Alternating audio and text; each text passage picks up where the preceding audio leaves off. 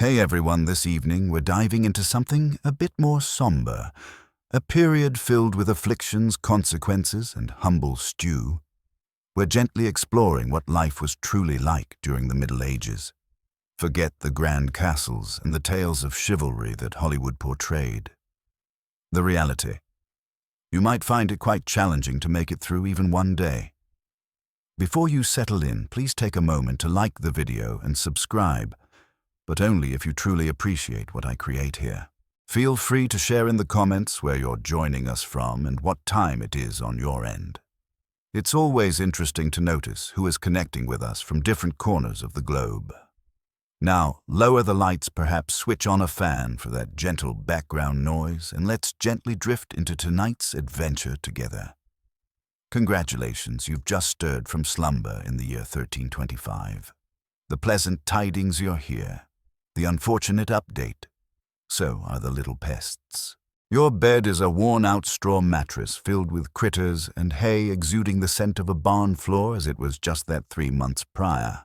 There are no plush cushions, no soft pillows, and certainly no luxurious cotton sheets. Just a wool blanket that hasn't been washed since last winter, now feeling as heavy as a small cow from the built-up grime. You slowly open your eyes as the distant sound of the church bell echoes softly.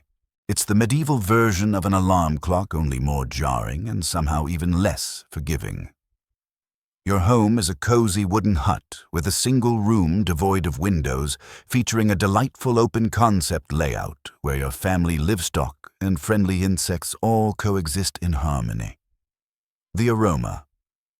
Oh, it's a soothing symphony.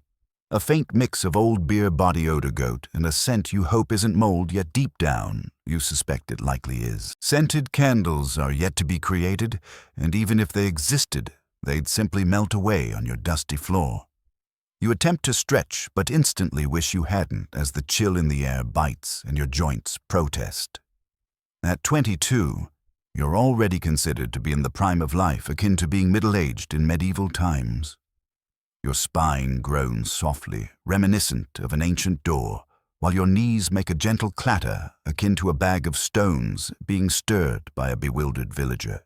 Rising from the comfort of my bed feels like a risky bet. The floor is either damp from last night's rain seeping through the thatched roof or dry and rough from something your neighbor's chicken left behind. Either way, your bare feet have gently blended into the surroundings. Oh, and a sense of tranquility. What's that your whole family, along with perhaps a distant cousin who decided to stick around, are slowly stirring awake beside you? There's no cozy space, no soft drapes, no time for myself. Everything's shared together. Welcome to morning in medieval Europe, where solitude is a distant memory, as you're surrounded by parasites, rodents, and a handful of others at all times. And this is simply how your day begins. It just keeps dragging on from this point. So you've finally emerged from your cozy nest of discomfort. Well done. It seems it's time to answer the gentle beckoning of the great outdoors. And it's not reaching out in a gentle manner. It's so loud, this is the moment when you begin to long for the comforts of a contemporary bathroom. There's an absence of a toilet, no seat, no toilet paper, no flush, not even a slightly disgruntled plunger lurking in the corner. In the 14th century, taking care of personal needs is a leisurely affair, a communal experience, and frequently a quaint little gathering.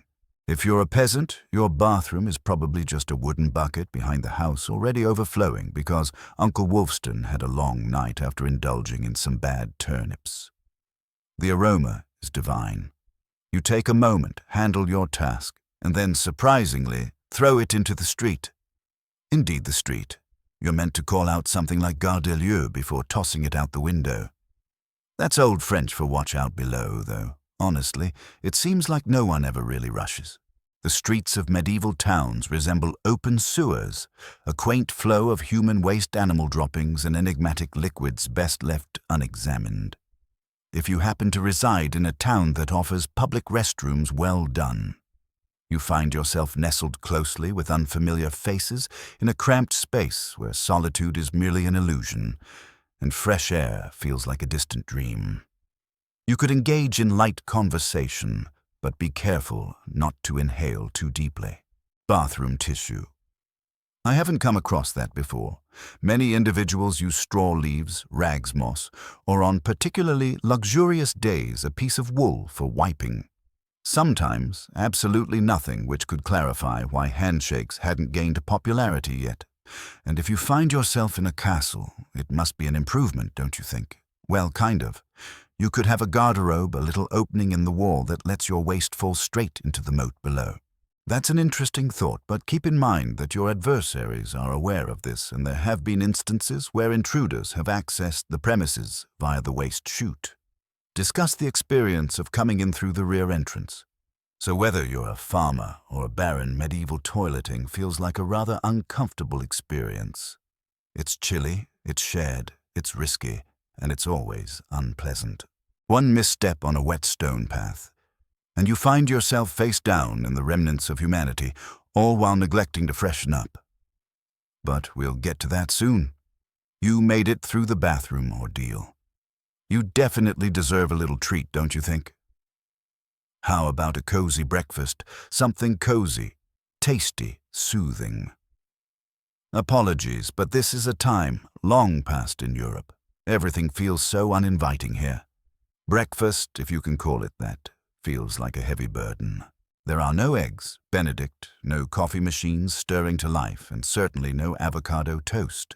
You settle in or hunker down close to the fire with a wooden bowl of something that resembles what might have been scraped off a muddy boot.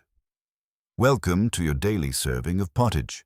Pottage is a rich, comforting stew made from whatever ingredients you have on hand. Grains, root vegetables, perhaps a few beans if you're fortunate. It's been gently stewing in the same pot for days, sometimes weeks, with new ingredients lazily piled on top of the old ones. It's more of a culinary journey gently unfolding over time. Beside it, a chunk of bread so tough it might as well be a shield. It's crafted from rough rye or barley flour, frequently supplemented with sawdust ground acorns or other inventive components, as wheat is a luxury for the affluent. This loaf is not your companion. You don't cut it, you come to an understanding with it. What about beverages? You're not enjoying a refreshing glass of orange juice or a cozy oat milk latte. You're sipping on a cold brew. Sure beer. At the early hour of 6 a.m. Why not? Because the water is filled with unwanted creatures and dirt. So you begin your day with a light brew, low in strength yet easy to handle. Little ones enjoy it as well. Everyone's feeling a bit down about it, but at least it won't be the end of the world. Right away, feeling like a little snack. How about some meat or cheese? Drift away. That's reserved for Sundays and Saints' feast days, and only if your lord happens to be in a generous mood. Most peasants indulge in meat only a handful of times each year. What about some fresh fruit only when it's at its peak and not yet transformed into wine? And don't even consider spices unless you're of noble birth. A sprinkle of pepper is pricier than what you earn in a month. Salt holds such worth that it deserves to be kept under lock and key. So you chew your gritty bread, gulp your medieval beer, and attempt to push aside thoughts of the rat that might have nibbled your porridge in the night. Breakfast doesn't invigorate you. It simply occurs to you. And now that you're feeling a bit drained, it's time to work like your life depends on it. Indeed, it truly does. So you've had your rather dreary medieval breakfast, and now it's time to put on your clothes. It's unlikely to make a difference. Your wardrobe holds just a single ensemble. 1. It's a cozy wool tunic or soft linen shift that you've slipped into every day for months, perhaps even years. Seasonal fashion doesn't really exist. There's simply keep this on until it wears away or causes an unwanted issue. Sleepwear, not necessary. If fortune smiles upon you, perhaps a soft linen under tunic. If you aren't, then you're feeling the roughness of scratchy, sweaty wool against your skin, all stitched together by someone who likely had no clue about proper seams. There's a distinct lack of a washing machine, no soap to be found, and not a single dry cleaner in view. Your clothes are marked rigid and carry an aroma reminiscent of something that's been stewing in a less than pleasant place. Even if you had the desire to wash them, it can feel quite challenging. You'd need to carry water from a river or warm it over a fire, scrub your tunic on a board with ashes or lye, and hang it in the sun, which shines about 3 days a year. And let's not even talk about shoes. If you have any, they're crafted from raw leather, loosely stitched, and provide about as much arch support as a piece of fruit peel. Most peasants simply wander barefoot through mud, through dung, through medieval landmines, also known as sharp rocks and disease puddles. Everything points to a single conclusion. Your skin is not your biggest fan. You feel a persistent urge to scratch. Fleas, lice, and bedbugs make themselves at home on your body. Everyone possesses them: nobles, bothersome monks, restless children wandering insect farms. No one gets away. You'll be absent-mindedly scratching your armpit with a wooden spoon while having a conversation with the local priest, and no one will even notice. Your skin feels tender from friction, your scalp a weary ground of bites. And if you happen to get a rash, well, that's just unfortunate. There's no dermatologist, no hydrocortisone, no one to gently suggest it might be scabies. You just continue to endure. And if you happen to avoid an infection, that's wonderful. That rash will linger by your side for the next 6 months, much like an unwelcome companion from a bygone era. Now that you're enveloped in gloom and shrouded in unease, it's time to step outside and begin to exhaust yourself. Now that you're all wrapped up in itches and damp wool, it's time to show off that morning smile. But you really don't. Because in the Middle Ages, smiling feels like a risky endeavor. Not in an emotional way, but in a dental sense. It seems like there's a lack of dental essentials here. The idea of taking care of your mouth seems to be as well liked as a long nap, which is to say, not much at all. Some individuals may nibble on a stick or swish with wine or vinegar, yet generally your teeth are left to fend for themselves, and they're not faring too well. By the time you reach your mid-20s, your smile resembles something unearthed from a forgotten tomb.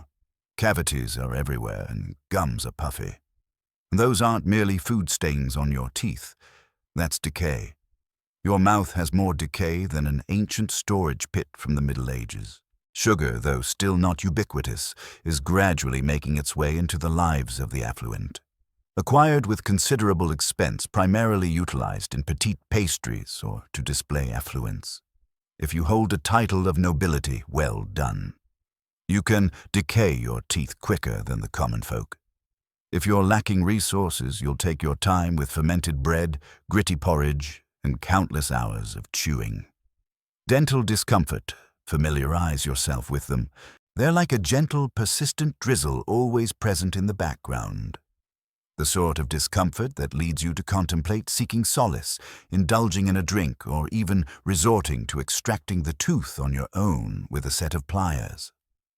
And that's no laughing matter. That was the real remedy. Barber surgeons were the ones who took care of dental needs, even though dentists as we know them weren't around. Indeed, the same person who styles your hair is also extracting your molars by candlelight using an iron hook and no anesthesia at all. Tooth infection. Hope you enjoy feeling a bit under the weather. Without antibiotics, it can quickly escalate into sepsis and become life-threatening. Due to a toothache.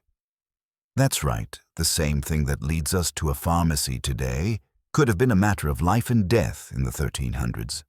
And there's no comfort on the social front either. Pecking, wishing you all the best.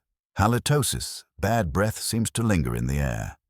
If you're single, your smile isn't scrutinized. Your worth is measured by the land you own and the animals you tend to. In brief, your mouth is a struggle zone and it's not faring well. Now that your teeth are aching, let's step outside. Because your true task, the one that will weigh heavily on you, is just beginning. Time to drift off to work. Except there's no workspace, no table, no caffeine pause, and no opportunity for advancement. Your role, if you're similar to most people, is straightforward. Don't exhaust yourself while working for someone else's ease. You're a humble villager. Well done. That means you toil on the land owned by a lord who likely has forgotten who you are. You awaken with the dawn and pause only when it sinks below the horizon. Your tools. A wooden hoe, a rusty sickle, and the remnants of what once was within you. There's no break. There's no signing off. There's just the gentle transition from dawn to dusk 6 days a week. Sunday is a day to relax, but only if you're not busy gathering resources, defending against intruders, or desperately wishing for your infected toe to stop changing color. The work is exhausting. Fields are plowed by hand, or with oxen if you have the means to afford one. You toil in the earth, planting seeds, uprooting weeds, and hauling water until your back starts to curve like a gentle wave. No one is concerned about your weariness. No one seems to care about how you're feeling inside. If you're a woman, what a delightful revelation. You merely engage in field work. You also tend to children, tidy up, prepare meals, spin wool, care for animals, and act as if your husband's lice problem isn't gradually making its way to your side of the bed. Little ones. They begin to lend a hand around the age of 5. No school, no toys, just a tiny wooden rake and a wish for a day free from the flu's grasp. And if you're among the select few who aren't a farmer, perhaps you find yourself as a blacksmith, a tanner, or a cooper. Wonderful. You continue to handle flame substances or animal remains throughout the day in stuffy sheds. The compensation. Essentially just getting by. The benefits: intermittent bleeding. Fracture a bone. What a shame. Catch a chill sip on some cozy brew and push through. You really shouldn't take a break, not even for a moment, because if you don't put in the effort, you won't get the rewards. And if you skip a meal, well, medieval Europe offers a remedy for that. It's referred to as being substituted. So you hold on to your shovel, push through the discomfort, and continue to dig. Because in the Middle Ages, your job feels more like a task than a vocation. It's a leisurely paced challenge of stamina. Now that your back is weary from toiling in the fields, let's talk about the weather. In the Middle Ages, the temperature feels less like a reflection of the seasons and more like a relentless trial imposed by the heavens. Let's begin with winter. It's lacking insulation, central heating, and weatherproofing. Just wooden walls with gaps wide enough for a chicken to slip right through. Your windows wrapped in fabric, not transparent material. The warmth of the fire in the hearth. It sounds good in theory, but the reality is that you lack sufficient firewood to maintain it, as wood can be costly, and collecting it from the forest can occasionally be against the law. Indeed, one could face dire consequences for choosing the incorrect stick from an unsuitable forest. You wrap yourself in your damp wool tunic, curl up close to the fading embers, yet somehow still awaken with a chilly nose. Your feet, zzz, consistently chilly, frequently moist. Your fingertips, so rigid they resemble little frozen treats from a bygone era. Frostbite isn't diagnosed. It's merely a stroke of misfortune. Now drift into summer. Feels more soothing, doesn't it? Incorrect. During the summer, your home feels like a warm, cozy oven. It's still stagnant and a bit overwhelming. You feel the heat building up, but shedding those layers isn't an option since revealing too much skin would raise eyebrows. And also welcomes sunburn, insect bites, and social judgment. The flies are buzzing around, drawn to your unwashed body and the lingering aroma of last week's goat stew that's still sitting in the corner. Mosquitoes hum near your ear as you drift off if you can manage to find rest amidst the shouts of your neighbors and the cries of little ones. In the fields, the sun gently warms you. No sunblock, no hat unless you've crafted one from straw like a weary scarecrow. And the most exhausting part, you still have to work. Heat stroke is simply referred to as a rough patch. So you're either curled up in your own little space, contemplating if your toes will survive until spring, or you're uncomfortably warm in your only pair of socks while your thighs rub together endlessly. And the one thing that remains constant, regardless of the season your clothes still irritate your food, is still unappetizing, and your next job is still on hold. Welcome to climate control in a way that feels like a gentle dream from the past. Nothing exists. Feeling a bit parched, feeling a bit drowsy, feeling like you need to splash a little water on your face to shake off this hazy, surreal experience of life. What a shame. In medieval times, water can be quite the foe. It's attempting to take you out in silence. Let's begin with some refreshments. The nearby stream appears tranquil, gently flowing and pristine, reminiscent of a serene dreamscape. But here's a little hint it's not. Upstream, someone just carelessly tossed a chamber pot into it. And if not that, then a lifeless pig is likely breaking down in it. Parasites, bacteria, and the entire microbial army of medieval Europe linger in every sip. That's why folks enjoyed a nice cold brew. Yes, beer, even kids. But before you picture young ones from the past engaging in wild antics, realize that it was a light brew low in alcohol, but essential for endurance. Brewing boiled the water, making it a more comforting choice than whatever trickled through the town ditch.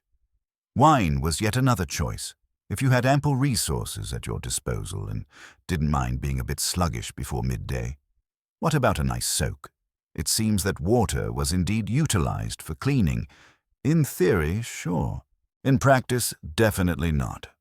See, back then, folks thought that bathing really opened up your pores and allowed the sickness to seep in. Indeed. Washing oneself was seen as a potentially hazardous activity.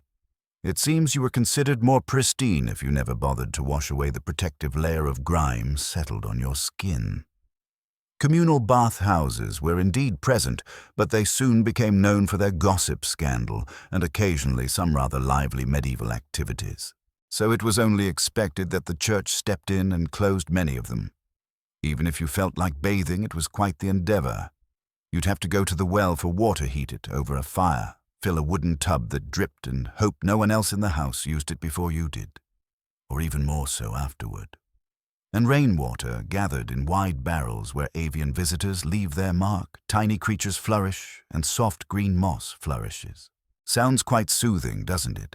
So whether it's entering your mouth, touching your body, or nourishing your crops, water in the Middle Ages feels more like a risk than a reliable source of life. One wrong gulp, and you're drifting through your last moments, lying on a straw bed, feeling uneasy in your stomach and reflecting on all your life choices. Next time you sip tap water, take a moment to appreciate our ancestors. They lacked the comfort of hydration without risk, so you had a sip of the water. Or perhaps you did not. Perhaps you just bumped your toe against a stone that embodies letdown. Regardless, you're unwell. It seems like you could use some assistance. It might be a good idea to see a doctor. It's unfortunate that you find yourself in a time where healing feels more like a grim ordeal guided by outdated beliefs. Let's begin with the assessment. All your ailments, be it a cough rash, broken bone, or something more sinister, stem from an imbalance in your humors. The 4 humors included blood phlegm, yellow bile, and black bile.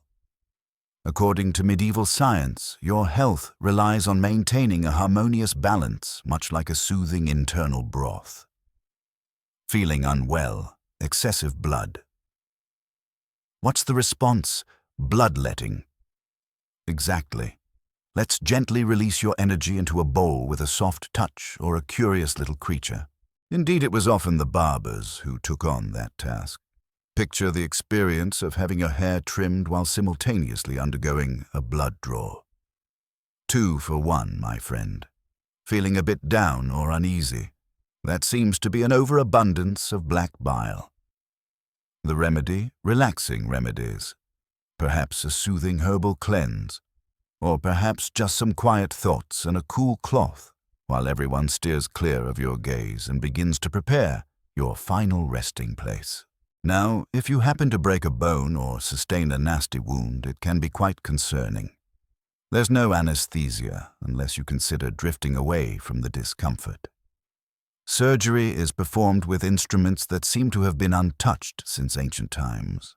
Tools are heated over fire, not for sterilization, but because they have a more intimidating appearance that way. Medications so far off in time. What about germ theory? Still a work in progress. They believe that illness arises from foul air or divine displeasure due to one's ethical shortcomings. Feeling a bit unwell in your tummy, it must have been your wandering mind. Hope you enjoy sharing your secrets while feeling unwell. If your condition deteriorates, you might receive additional leeches, perhaps some ground beetles and a priest at your side offering last rites just to be safe. At this moment, they are getting ready for the final rest known as death. And if by some miracle you recover, everyone just thinks it was a kind twist of fate. The doctor basks in the glory, while the leech enjoys a well-deserved advancement. Indeed, during the Middle Ages, the practice of medicine focused more on enduring the treatment than on actual healing. After a long day of toil, pests, and challenges, it's finally time to enjoy a meal. You drift back to your hovel stomach, rumbling eager for the one pleasure that remains in your existence. A cozy meal. Unfortunate news. Your meal might not be the best choice for your well-being. Let's start with the fundamentals. Food preservation hardly seems to be a thing. There's no fridge, no freezer, just salt smoke or the gentle wish that winter air preserves things nicely. Your meat, if you're fortunate enough to possess any, has been suspended for days, swarmed by flies soaked in dubious brine and perhaps even mingled with a rat or two. Bread forms the foundation of the medieval diet, but even that feels uncertain. During poor harvest seasons, weary peasants mix in bark sawdust or even clay to extend their meager supplies. And if it's that time of year, there's a little extra treat: ergot, a fungus that leads to convulsions, hallucinations, and occasionally fatal outcomes. It's akin to consuming bread infused with a surreal twist and an unsettling edge. Only when they're in-season vegetables are a nice thought, and you know what's always a good time: turnips. Wow, there are just so many turnips, boiled, mashed, or gently drifting in pottage, which, if you recall from Chapter 3, is essentially a warm, murky blend of enigmatic components that's been quietly bubbling since your great-grandfather's funeral. Fruit may be around in the fall, but it tends to spoil fast, and sugar is scarce costly and kept under lock and key by the wealthy to flaunt their stained smiles. Dairy is yet another uncertain choice. Fresh milk goes bad in just a few hours. Butter and cheese are more favorable. But they're teeming with bacteria. People consume them regardless because, honestly, it's either that or gnaw on your own footwear. And let's discuss seasoning. Seasonings such as pepper, cinnamon, or nutmeg. More precious than anything else. For the average peasant, taste is derived from onion salt if fortune smiles and hardship. Most meals feel like a heavy blanket draped over a weary soul. But food isn't merely a concern for health. It's a political matter. The creatures of the wild are under the dominion of the master, not yours. Discovered sneaking up on a rabbit. There could be serious consequences, including fines, imprisonment, or even worse outcomes. Indeed, your dinner might lead to dire consequences. As you settle in with your gray stew illuminated by the soft glow of the flickering firelight, keep in mind that each bite carries its own uncertainty. Yet you still indulge. Because in the Middle Ages, food lacks the ability to sustain. It really puts you to the test. The sun has set and the day is winding down. You've toiled, endured, and hardly managed to process your questionable broth. The day may seem to be coming to a close, but try not to let your guard down just yet. Because the universe is observing, so is the clergyman, and so is your neighbor Agnes, who will definitely spill the beans if you skip Mass. In medieval Europe, religion weaves through every aspect of existence. It is existence. The Church oversees your schedule, your regulations, your learning, whether you can read your beginnings, unions, endings, and all that lies in the middle. Consider it your ethereal caretaker, and you're perpetually late with the rent. Each day unfolds gently with the sound of prayer bells. The town church bell chimes softly at dawn, midday, and dusk. Not as if individuals require nudges. However, neglecting prayer is considered a wrongdoing. Did you forget to bow, rest, indulge in meat on a Friday rest? Have you ever pondered about your neighbor's wife in that particular dream, double trouble? And indeed, the concept of hell is quite tangible, dreamlike and immersive. Priests recount it with a serene and tranquil touch. Gentle streams of warmth, still waters of crimson hue, demons wielding pitchforks, and endless murmuring. If the plague doesn't unsettle you, the thought of eternal damnation surely will.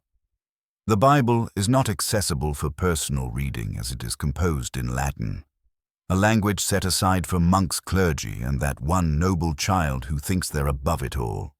You depend on the church to explain everything for you. That means if the priest suggests your crop failure is due to insufficient prayer, well, it's time to kneel with a bit more effort. Tithes, which amount to 1/10 of all your possessions, are required. If you cultivate wheat, you provide wheat. If you keep chickens, you provide eggs.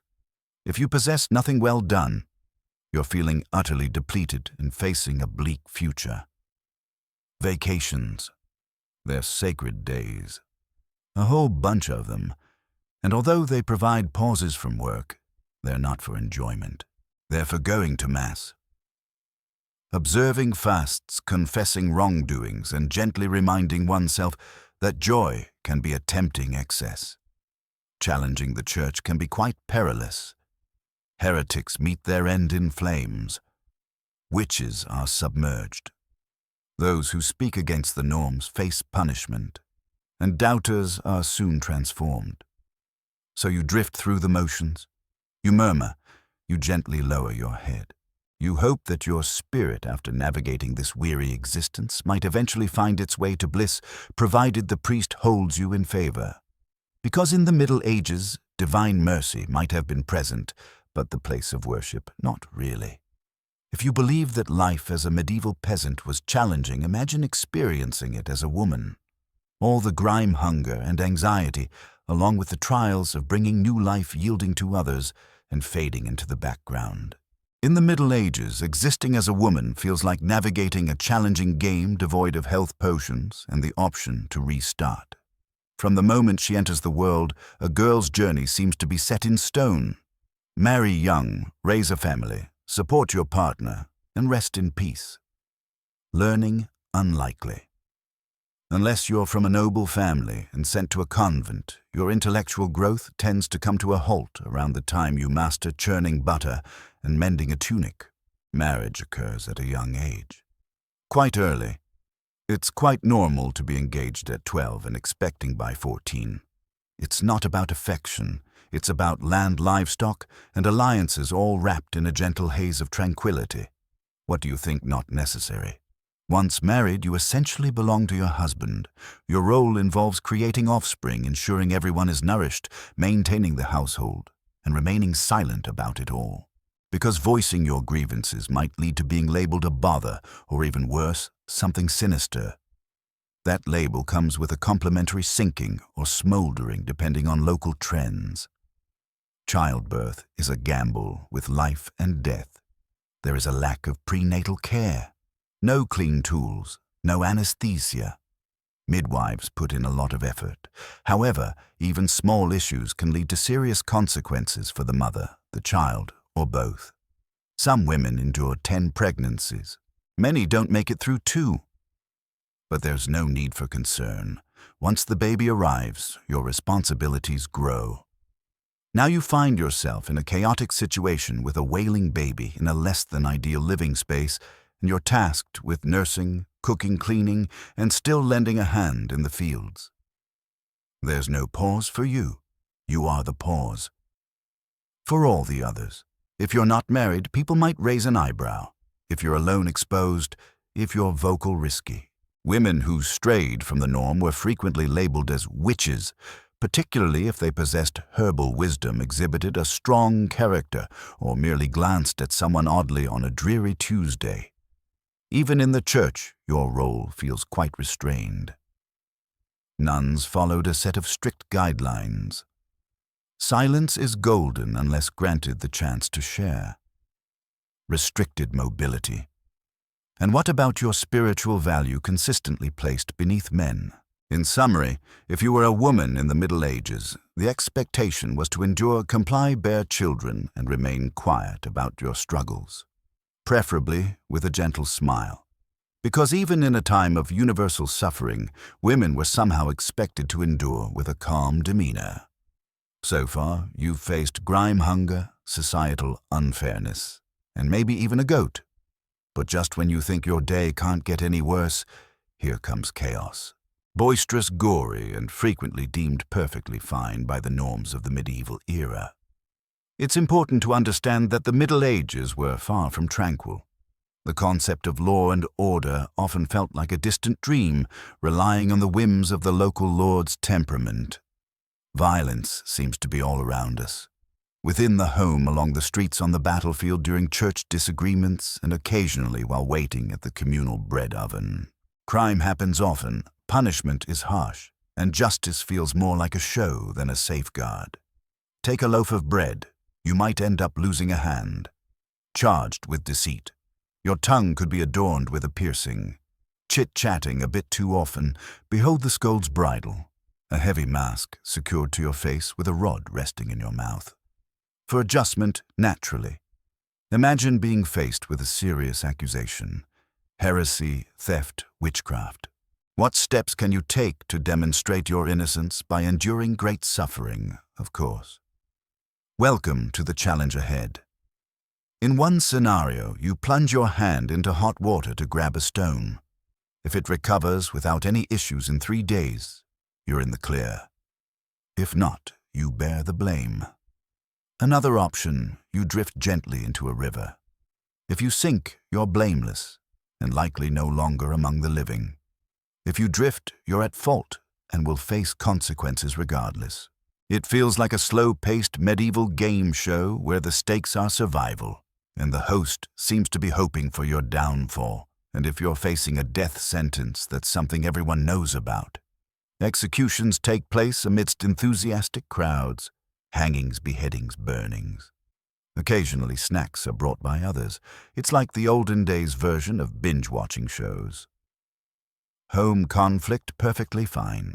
Husbands were permitted, even anticipated, to guide their wives and children with discipline. Street brawls. Ordinary. One might find themselves in trouble simply for glancing in the direction of a noble's horse, and conflict always gently bubbling. Neighborhood disputes. Disputes over territory, religious campaigns. It seems like there's always someone ready to charge off and confront another, driven by ideals, faith, or just a lack of excitement. Violence doesn't signify a collapse of society during the Middle Ages. It is the world around us. Everyone exists with the awareness that life is delicate, fairness is unpredictable, and your neighbor could strike you over something trivial. So tread softly, gaze downward, and always be wary of anyone wielding a club. At this stage, you've navigated through the pests, the unwelcome creatures, the endless laundry struggles, and the ever-present fear of public humiliation. But now arrives the concluding part of many medieval existences, a quiet and unremarkable end. If you've made it past 40 and are still taking in the world around you, you're almost like a star in your own right. You could possibly be called the Ancient One, which feels less like a nickname and more like an improbable occurrence. Let's take it slow and easy. The typical life expectancy lingers around 30-40 years, yet that figure is significantly lowered by the rates of infant mortality. Almost half of all children did not survive past the age of 5. Just one harsh winter, a bout of illness, or a lack of nourishment was enough. Without vaccines, without antibiotics, without any glimmer of optimism. If you made it through childhood, you stepped into adulthood feeling utterly drained. Work started the moment you could stand on your own. By the age of 25, your joints groaned like an old door in a quiet chapel. You may find yourself lacking a few teeth, a finger, and a good portion of your initial cheerfulness. Women encountered an especially perilous challenge. Bringing a new life into the world. It was among the primary reasons for mortality among women in medieval times. There's a lack of comfort and no assistance from healthcare. Just prayer, warm water, and a gentle hand clasped around yours as you lay on a straw-stuffed cot. For men, the challenges were distinct, yet just as unyielding. Farming mishaps, infections arising from small injuries, a neighbor's inebriated outburst, a mission that took an unexpected turn. Even strolling to the market might feel a bit perilous if you happened upon a disinterested bandit or a disgruntled tax collector. Departure might also arrive in a gentle hush. From the plague which transformed cities into silent resting places in an instant, or from scarcity which might endure for whole stretches of time, reducing the population of whole communities, or from unfortunate circumstances like consuming tainted grain and passing your last moments in a daze, lost in visions and shouting at the walls. And funerals, you were fortunate if you received even a single one. Bodies were often laid to rest swiftly to prevent the spread of illness. No embalming, no polished coffins, just a hole, a few murmured prayers, and a shallow mound of earth if there was enough space left in the churchyard. Indeed, during medieval times, existence was harsh, fleeting, and perpetually threatened by the many faces of mortality. You haven't stepped away yet. You simply faded away. And as we drift towards the end, let's gently turn the page to your final chapter. The medieval dream fades away. So, how has your day been going? You've stirred from a restless slumber in squalor, emptied your bladder into a bucket, attempted to freshen your breath with mere hope, felt faint from starvation, toiled until your back begged for relief, endured the irritation of scratchy wool, wished fervently to avoid illness, and narrowly escaped a public execution for possessing a squirrel. Welcome to a tranquil day in medieval Europe, still lost in thoughts of becoming a knight. Consider it once more. That dreamy depiction of the Middle Ages, valiant knights, graceful ladies in lofty towers, epic battles, and banquets in softly lit grand halls. It's a story refined by enchanting tales and whimsical novels. In reality, the medieval world was harsh, brutal, and profoundly unjust. Structure was paramount. If you were born into hardship, you remained in hardship. If you happened to come into this world with wealth well done, you had a slightly improved chance of making it through, yet you were still just one unfortunate bowl of soup away from a troublesome illness and a quick farewell. Even the nobles found themselves weighed down by despair.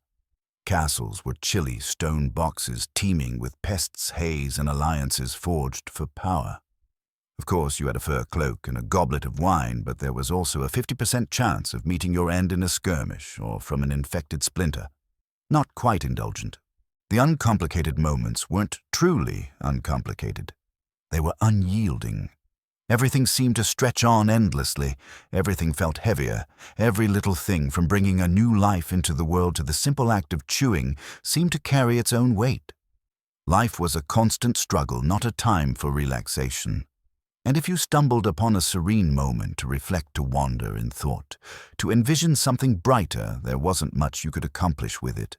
No chance for advancement, no access to healthcare, no way to search online. What's this strange rash? You existed, endured, toiled, and passed away within a 10-mile stretch of your birthplace. But here's the most surprising part. Amidst it all, individuals continued to chuckle, share melodies, recount tales, experience romance, and discover purpose. Not due to the simplicity of life, but rather because people can be quite resolute in their ways. Even in the dimmest moments, they created room for brightness. So tonight, as you settle into your cozy bed with all the comforts of modern life, perhaps take a moment to express gratitude for the conveniences that surround you, and to your ancestors who battled against rodents, hunger, and the constraints of the past so you could rest easy.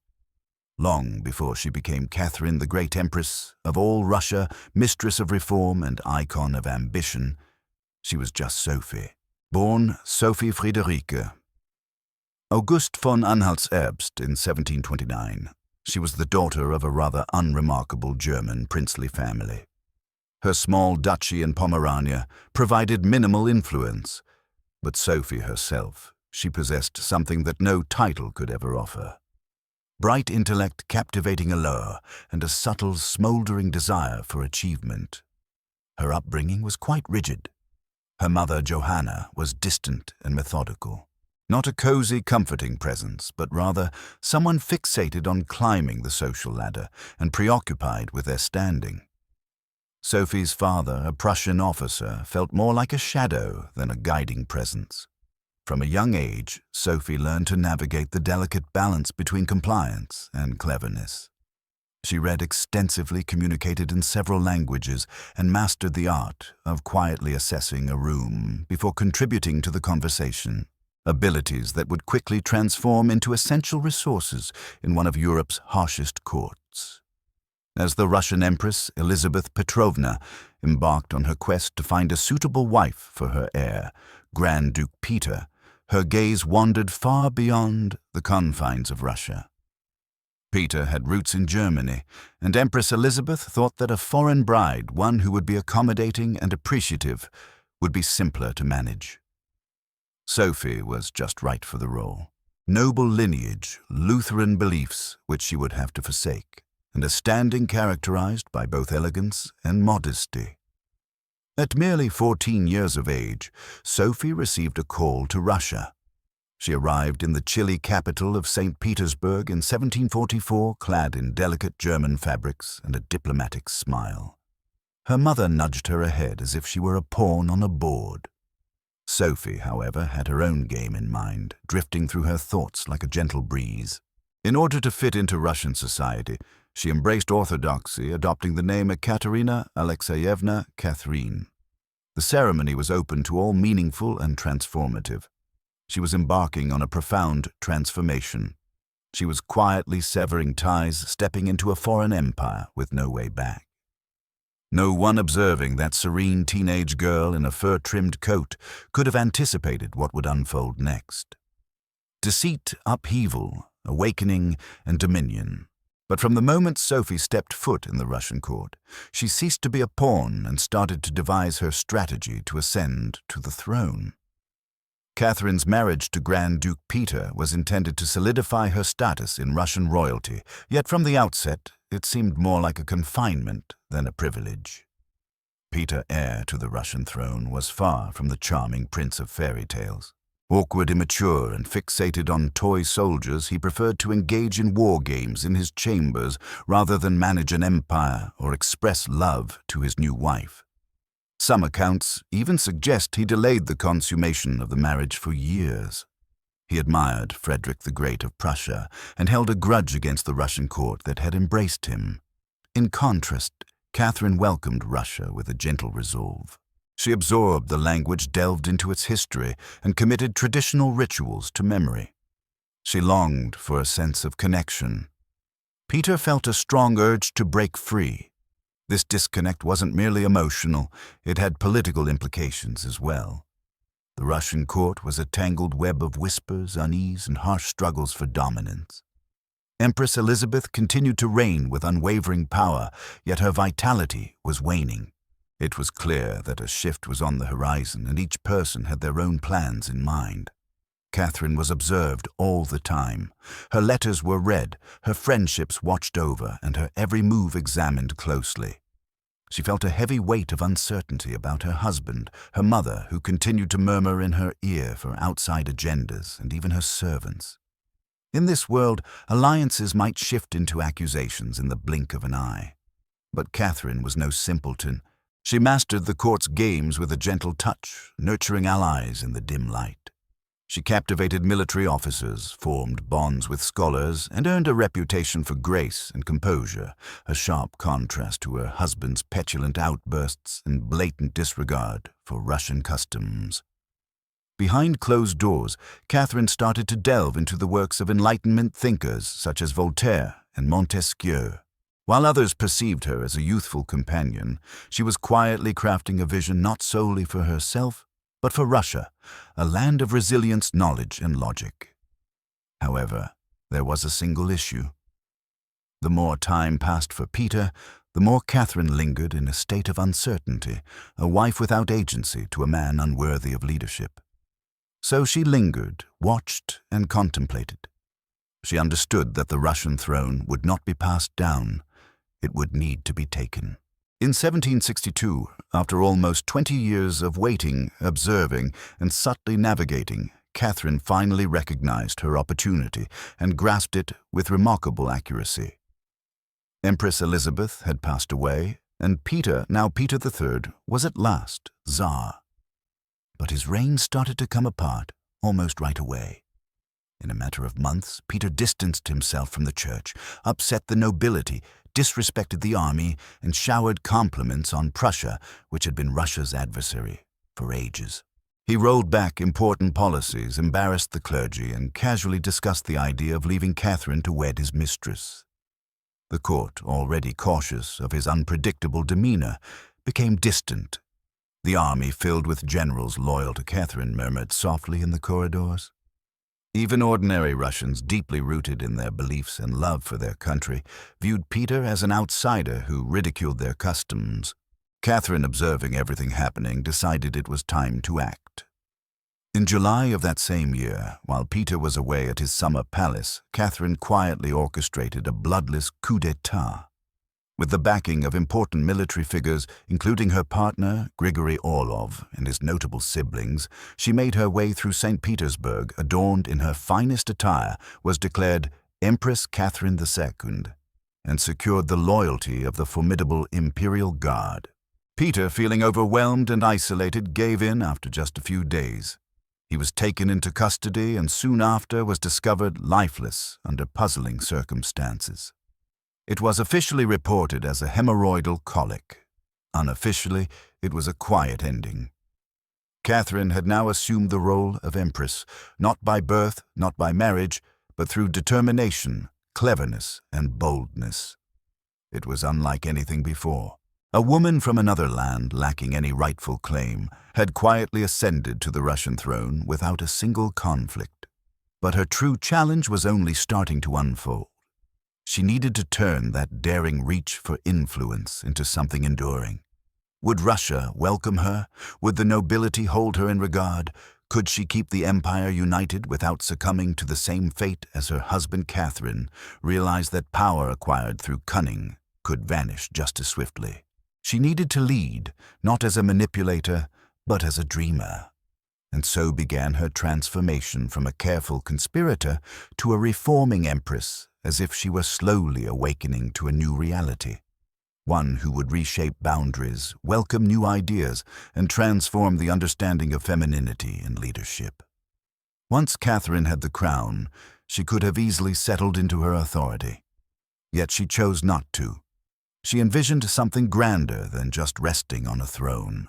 She aimed to reshape Russia, not only in terms of military and political aspects, but also in its intellectual landscape.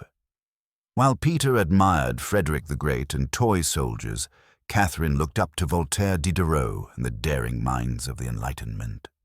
She held a deep conviction in logic advancement learning, and the idea of a monarch serving the populace despite her own exercise of complete power.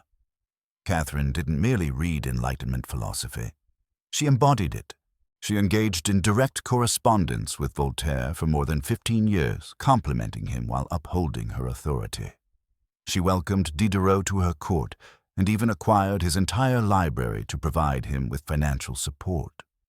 Behind closed doors, she quietly immersed herself in legal texts, thoughtfully debated reforms, and gently crafted policies to modernize the empire. Her early reign was marked by attempts to establish a clear framework for Russian law.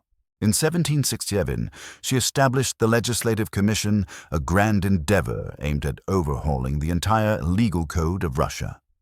Catherine's own nekos, or instruction, subtly served as a political manifesto, one that discussed fairness in the eyes of the law, the perils of cruelty, and the duty of leaders to prioritize the welfare of the people. For an empress in 18th century Russia, it was quite a departure. Yet the ideals of enlightenment had to endure the harsh truths of Russia, a sprawling, feudal, and profoundly traditional territory, governed by nobles who preferred their serfs to remain in their subordinate positions. Catherine was aware of this. While she championed change, she proceeded with a gentle caution. She put an end to certain types of torture, broadened access to non-religious education, and established schools and libraries.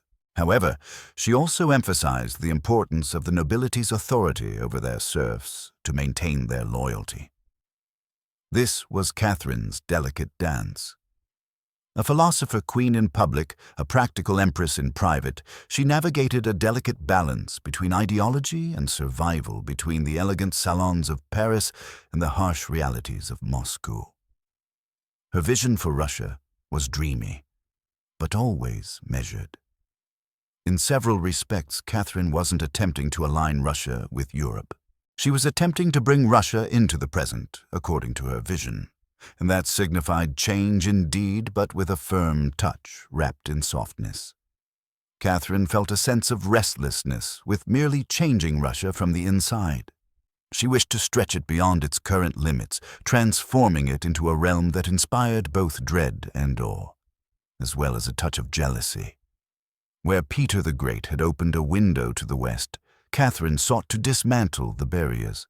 Under her guidance, Russia's borders expanded further than they ever had. She fought battles not merely to protect her throne, but to alter the landscape of Europe. One of her most notable campaigns was against the Ottoman Empire. These conflicts, occurring in waves during the 1760s and 1770s, were not solely focused on land. They were about impact. Catherine viewed herself as the one who would free Orthodox Christians living under Muslim authority and as the rightful guardian of Eastern Europe. Under the leadership of generals such as Alexander Suvorov and Grigory Potemkin, Russia secured important territories including Crimea, the northern coastline of the Black Sea, and access to warm water ports, a long-desired goal of Russian czars throughout the years. These victories were not merely about the battlefield, they carried deeper meanings. With every victory, Catherine conveyed a message. Russia had shed its image as the far-off, outdated relative of Europe. It was a vast and weary presence. She lazily turned her gaze westward. In a series of deals and diplomatic maneuvers, Catherine took part in the partitions of Poland, dividing the struggling Polish-Lithuanian Commonwealth with Austria and Prussia. By the end of the Third Partition in 1795, Poland disappeared from the map and Russia acquired extensive new territories along with millions of new subjects. But Catherine didn't merely triumph with her forces. She also filled her mind with thoughts. New cities emerged, trade routes were broadened. German settlers were welcomed to tend to the fertile lands of Russia. The empire transformed into a beautiful patchwork, stretching from the chilly Baltic to the warm, sunlit beaches of the Black Sea. And through it all, Catherine remained the central force, reading reports, issuing orders, and personally overseeing the shape of her expanding empire. Critics might label her as someone who craves power, perhaps even with an imperialistic flair. But to Catherine, expansion felt more like a gentle drift than a pursuit. It was meant to be. A great ruler, she thought, was defined not merely by concepts, but by boundaries. She had ambitions that extended far beyond merely ruling Russia. She envisioned transforming it into a refined empire, one that instilled fear in its adversaries, commanded respect from its equals, and remained devoted solely to her. For all her brilliance and power, Catherine the Great was equally renowned for the secrets that lingered behind palace doors.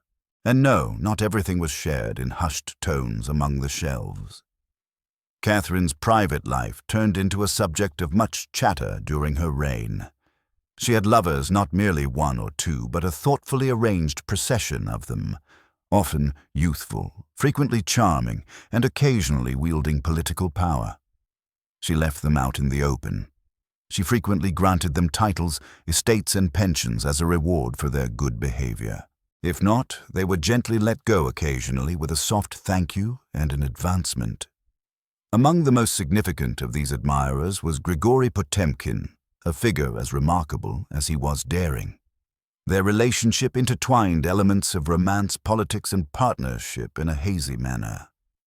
Some historians think they might have tied the knot quietly.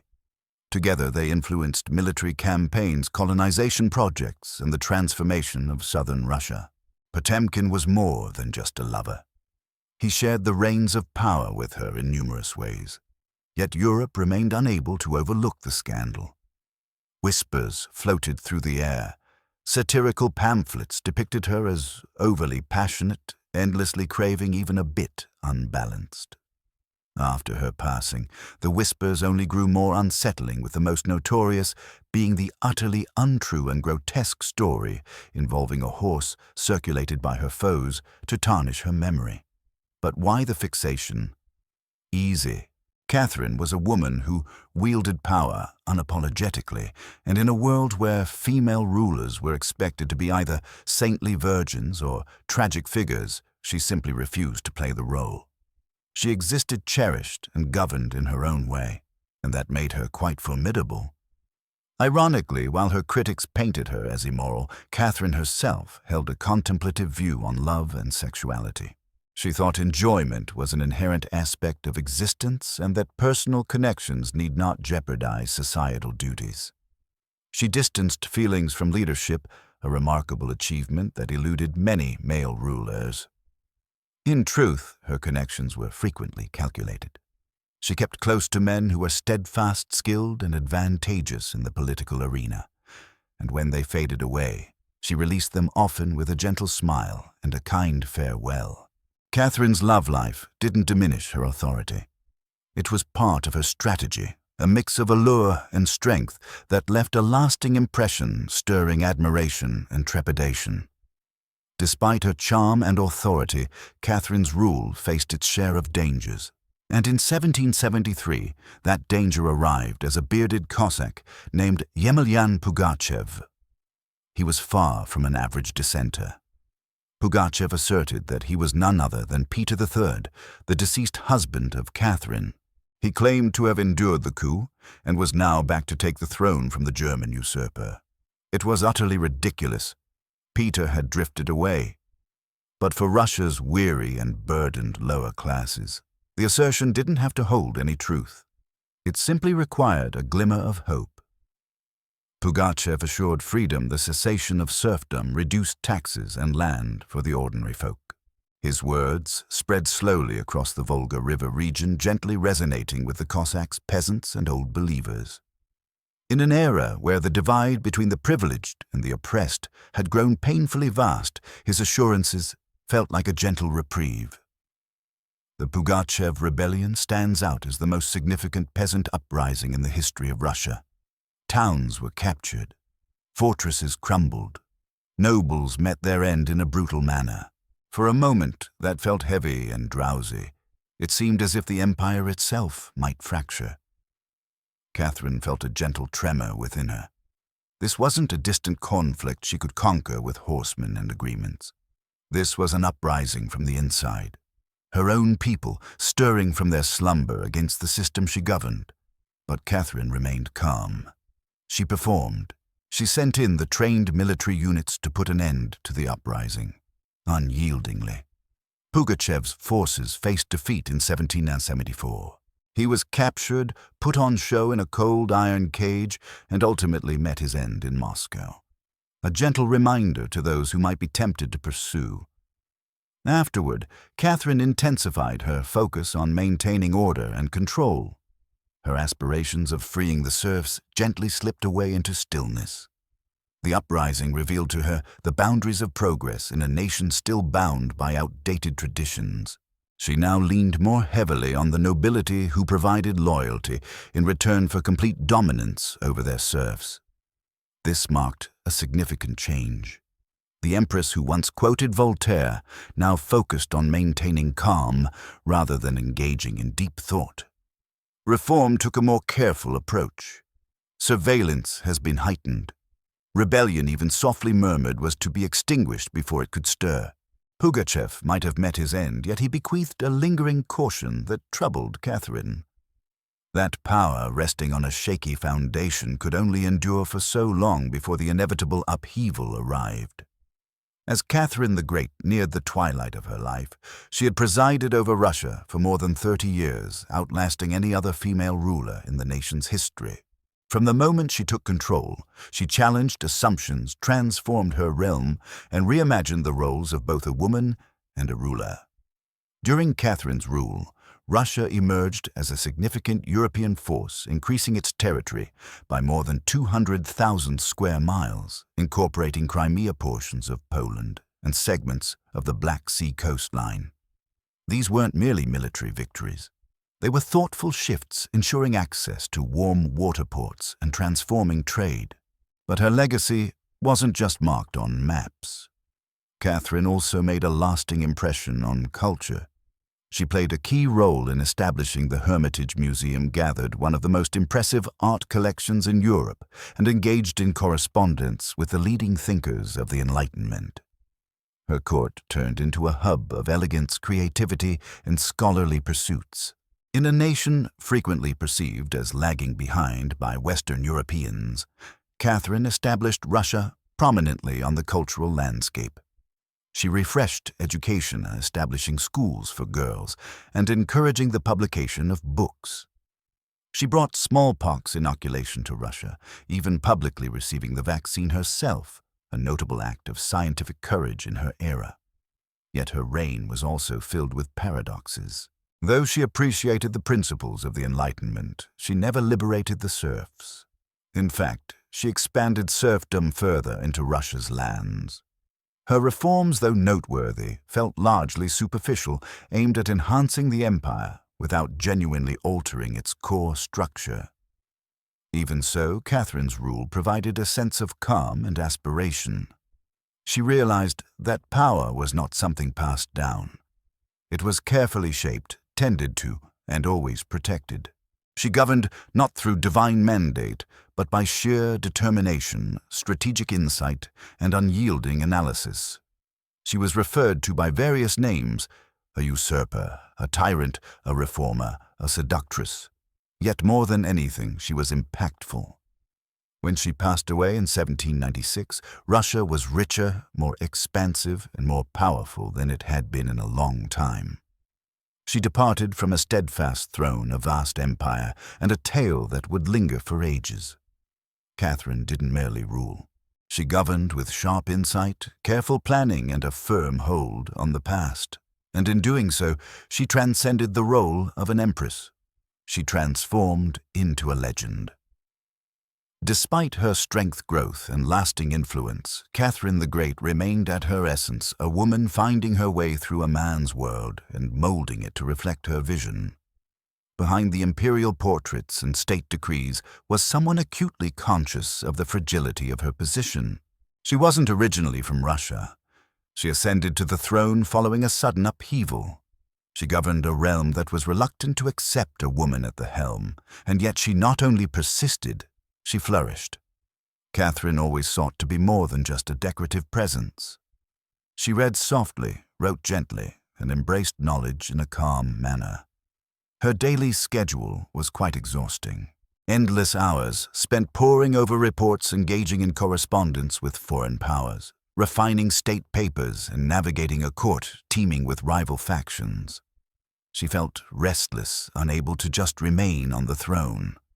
She handled the throne with an effortless grace, as if it were her natural place. She felt a sense of solitude in various aspects. She found herself in the company of courtiers, lovers, and artists, yet reflected in her memoirs on the scarcity of those she could genuinely rely on. Her son Paul, whom she kept at a distance from state matters, became a man she worried might reverse all her hard work. Her most profound emotional connection with Grigory Potemkin transformed into a lasting friendship, yet his passing in 1791 left a lingering ache that never fully mended. Catherine shaped her image with great care. She grasped the influence of storytelling and handled it with more finesse than many rulers of her time. She presented herself as the matriarch of Russia, a wise ruler, a fierce warrior, and a patron of the arts. Yet underneath those roles lay a woman who had faced rejection, betrayal, scandal, and rebellion, and continued to persevere. When she passed away in 1796, she left behind an empire changed yet also lingering uncertainties. Might she have taken additional steps to abolish serfdom, or were her ideals of enlightenment affected by political influences? Was she more of a change maker or a leader? History recalls her by a name she never chose for herself: the Magnificent.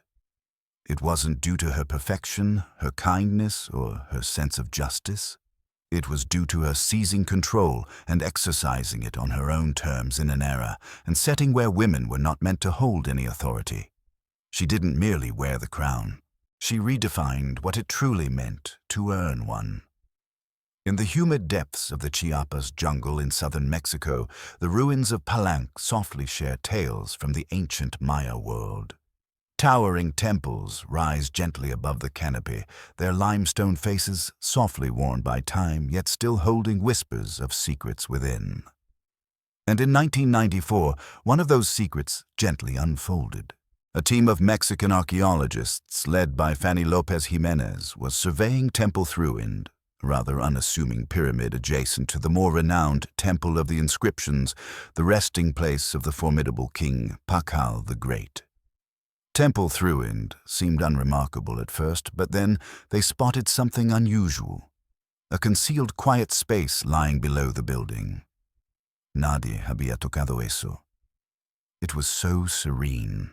As the archaeologists carefully descended into the depths, they discovered a stone sarcophagus lying in stillness. The air felt thick, as if time itself had settled, enwrapping everything in a gentle embrace. As they opened the lid, red dust lazily rose like smoke. Vibrant, eye-catching red. The interior was dusted with powdered cinnabar, toxic mercury sulfide that the Maya used in their ceremonies. And resting within that crimson cloud was the skeleton of a woman.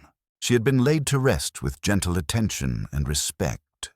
Her bones were delicate yet whole, her skull still adorned with a jade mask, and her body enveloped by offerings for the afterlife. Necklaces, diadems, ear spools, all gently crafted from jade and shell. Everything about the burial whispered of grandeur. Yet no name was etched, no symbols revealed her presence. It was among the most opulent female burials ever discovered in Mesoamerica. And yet it was a complete mystery. What was the reason for her burial in red powder?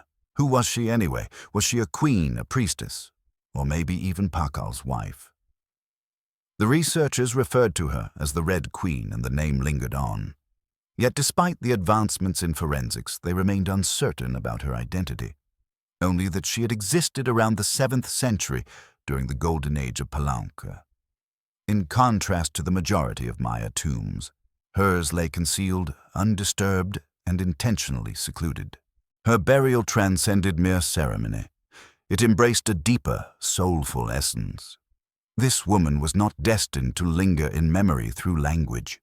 She was meant to be remembered through ritual, through color, and through the gentle mystery she left behind. The most haunting feature of the Red Queen's tomb was neither her jade jewelry nor the stillness of the sealed chamber. It was the crimson dust. A heavy coating of powdered cinnabar blanketed everything.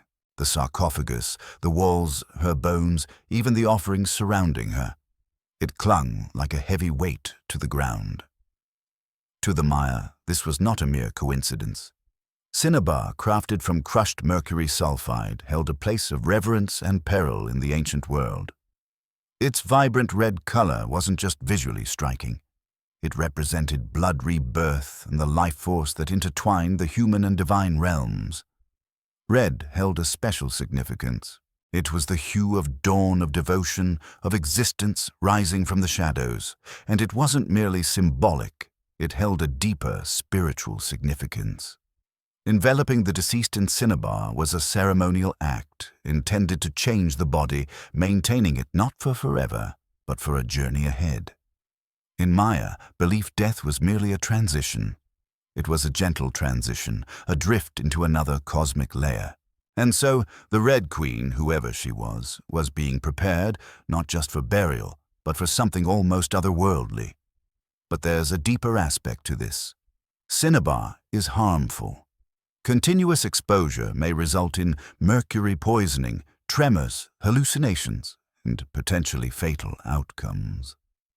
The Maya may not have grasped the chemistry, yet they sensed its power. It was unpredictable, intense, risky. To bathe a corpse in it was to signify that this individual was far from an ordinary being. In Palenque, hardly anyone was laid to rest with Cinnabar. Pakal the Great, the powerful ruler whose pyramid towers over the area, was one. His body, much like hers, was also covered in the red powder. That detail alone sparked a sense of wonder. Was the Red Queen his spouse, his mother, or perhaps a being of similar celestial stature? Her skull rested gently on a layer of jaguar skin, another sacred symbol. Around her, bone needles, obsidian blades, and miniature jade figurines suggested rituals carried out either during her life or in her memory after passing. Every part of her burial whispered a tale without sound, a tale of strength hidden in mystery. A woman ready to journey into the depths, not quietly but with ritual, soaked in the hue of offering. Enveloping the Red Queen's crimson-drenched remains was a realm of stillness interrupted solely by the shimmer of jade shell and obsidian. These were not just simple decorations.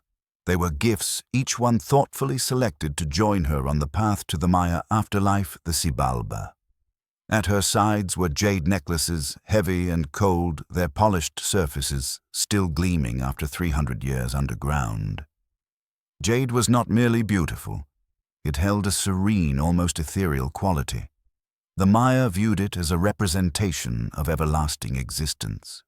It embodied the lushness of maize, the energy of the jungle, and the whispers of the divine.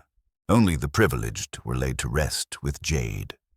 For the Red Queen, it enveloped her chest, wrists, and hers, a subtle indication that in life she held sway, perhaps even a touch of celestial grace. One of the most serene objects was the jade funerary mask, gently resting over her face. In contrast to the striking golden death masks of Egypt, this one was understated, made from countless tiny mosaic tiles, carefully arranged to reflect the gentle curves of her skull. The mask held a sacred purpose, safeguarding the spirit, maintaining individuality, and showcasing her as celestial in the gaze of the deities. Scattered near her bones were bone needles, obsidian blades, and shell artifacts, all resting quietly in the stillness. These might have served as instruments for ceremonies or representations of her standing as a priestess healer or royal matriarch. One bone pin was engraved, subtle yet intentional, a delicate whisper of her voice faded into the past. At her feet and along the edges of the tomb were ceramic vessels, still sealed, likely once filled with offerings, food, drink, or incense to gently accompany her spirit beyond death. The Maya viewed the afterlife as a journey fraught with danger, complexity, and obstacles to overcome. These items were essential, not indulgences. To modernize the tomb feels cozy, not overwhelming, but thoughtfully designed.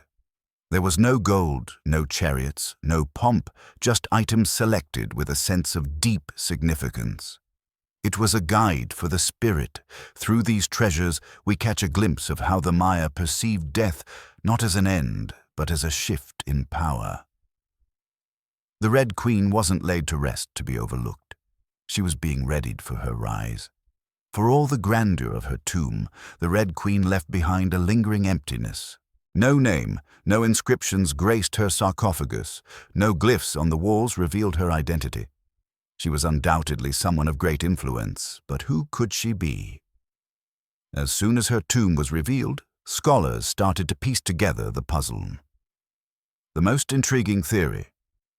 The Red Queen was Tsakbu Ajao, the spouse of Kinich Janab Pakal, who is recognized today as Pakal the Great, the most renowned leader of Palenque. Tsakbu Ajao was more than simply Pakal's partner. She came into the world surrounded by privilege and entered Palenque's royal family through marriage while still quite young. She had at least 3 sons, each of whom held significant positions, and she took on an important ceremonial role during her husband's rule.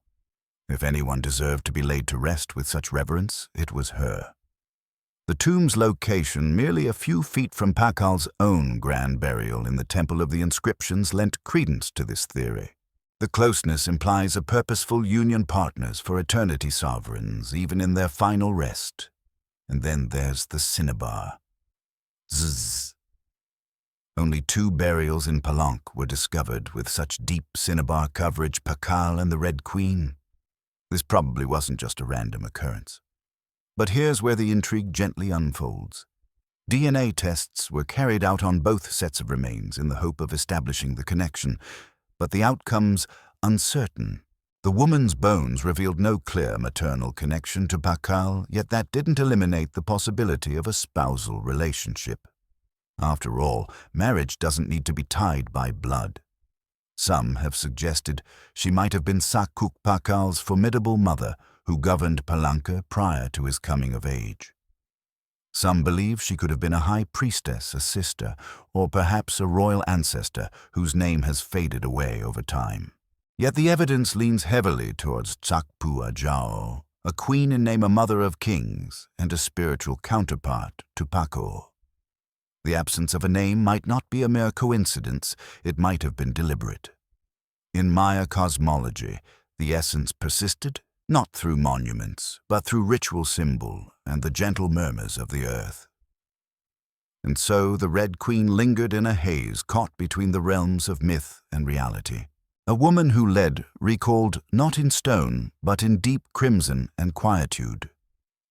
To grasp the essence of the Red Queen, we need to delve into the realm she emerged from, a realm where Maya women, particularly those of royal lineage, wielded more power than is often acknowledged.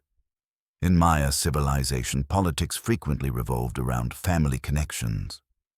Royal women were not just idle companions. They were diplomats, priestesses, and power brokers, moving through their roles with a languid grace.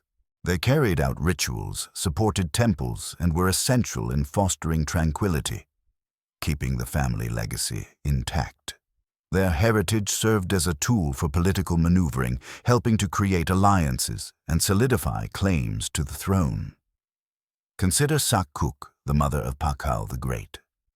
When the throne of Palenque was left vacant, she quietly stepped in and ruled as queen regent until her son was ready to take over. She was more than just a temporary presence. She held her own authority, making decisions and managing building endeavors. Without her, Pakal might have remained in the shadows forever, and she was just like everyone else. Throughout the Maya realm, in locations such as Yaxchilan Naranjo and Calakmul, inscriptions reveal women taking part in significant ceremonies, participating in diplomatic warfare, and occasionally governing directly. They were frequently depicted in stelae and murals adorned in intricate headdresses and regalia positioned alongside kings as equals or occasionally above them. Their words were etched in symbols. Their names lingered in memory but gradually faded away. By the time Spanish conquistadors arrived centuries later, much of that memory had faded away. The colonial perspective viewed native women as quiet shadows in a world led by men. However, the archaeology reveals a contrasting narrative, one filled with intricate gender dynamics, where authority was navigated rather than merely passed down. This context presents the Red Queen in a different perspective. Though she didn't hold the title of ruler, her lavish and sacred burial next to Pakal indicates she was a vital part of the royal hierarchy. Her jade mask was more than mere decoration. It represented identity, a power that thrived in life and was safeguarded in death. Her lineage might have been the essential bond that kept Palenque's dynasty intact. In Maya civilization, a queen held a significance that went beyond mere titles. She held a cherished heritage, a whisper in rituals, and frequently the connection between deities and mortals. The Red Queen might lack a name, yet in her realm she was always heard. The Red Queen was not merely laid to rest with riches. She was enveloped in architecture steeped in meaning, woven with Maya cosmology, ritual symbolism, and thoughtful design. Her tomb was not just a resting place, it was a passage to forever. Her body was found within Temple Third, one of the smaller pyramids nestled in the heart of Palenque, and its closeness to the Temple of the Inscriptions where Pakal the Great rests is significant. These temples were constructed with intention. Their positioning held a serene significance influenced by the stars, ancient tales, and the weight of lineage. Temple. The third rises gently, a soft presence beside its magnificent neighbor. But it conceals something even more personal, a sealed crypt undisturbed by intruders, flawlessly maintained. It was built deep inside the temple's heart, reachable only by a steep, winding staircase. The journey into her tomb feels like a gentle slide, a serene passage into the depth below. The chamber is bare, constructed from hewn stone sealed securely for more than 300 years. The walls remain bare, devoid of glyphs or murals, and there are no intricate carvings to narrate her tale. But maybe that quiet is purposeful. This was a realm not meant for the living to decipher, but for the departed to reshape. At the center, her sarcophagus rests like a serene altar. Made from limestone, it resonates with the majestic stone coffin of Pakal nearby. While Pakal's lid is famously engraved with scenes of cosmic rebirth, the Red Queen's tomb has a more tranquil atmosphere. The attention drifts within, resting on the body, on the cinnabar, on the sacred ritual of death itself. And yet, there are gentle architectural cues that suggest meaning. The tomb stretches from east to west, reflecting a serene journey that echoes the sun's passage from dawn to dusk. The chamber is cozy, yet impactful. It feels intentional, intimate, a cherished space for someone esteemed. Maya temples served as celestial instruments, connecting the skies, the land, and the depths below. To be laid to rest in one was to be lifted beyond the earthly existence. The Red Queen's eternal home was not an afterthought. It was a meticulously crafted sanctuary, a realm where death morphed into transformation. Her bones lie still in stone, her essence gently nestled in cinnabar, and her legacy softly woven into the architecture itself. A sanctuary that whispers in silence, conveying her significance. To the ancient Maya, death wasn't the end. It was a threshold, a sacred passage into the underworld known as Xibalba.